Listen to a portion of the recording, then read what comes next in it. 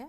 बिजली के खंभे में अचानक करंट आ गया, जिसकी वजह से यह हादसा हुआ, जिससे लोगों में बिजली विभाग के खिलाफ अब गुस्सा है। फिलहाल पुलिस ने मामले की जांच शुरू कर दी है। परिवार ने प्रशासन से अब मुआवजे की भी मांग की है।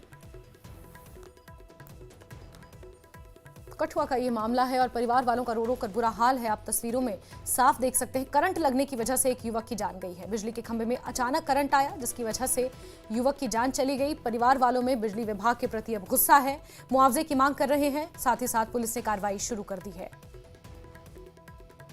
पंचायत झंडिया वार्ड का मामला है। 28 साल का वो बच्चा था, युवक था, जिसने आज अपनी जान गंवा दी है।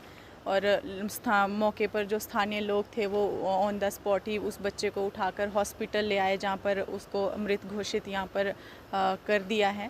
और मैं साफ तौर पर यही कहना चाहूँगी कि इस वक्त ईश्वर जो है परिवार को इस बुरे समय से बाहर निकलने की हिम्मत दे, क्योंकि परिवार वालों की हालत हमने यहाँ पर देखी है और वो बनता भी है, क्योंकि वो परिवार में एक इकलौता बच्चा था जो कमाने वाला था।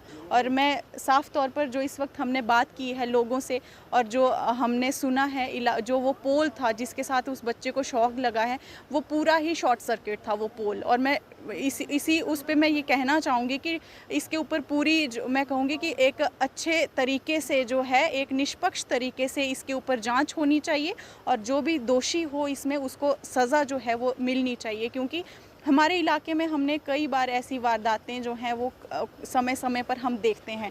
ये जो वारदात हुई है, इसमें एक जमात शाह का नाम का लड़का है, मेरे गांव का रहने वाला है।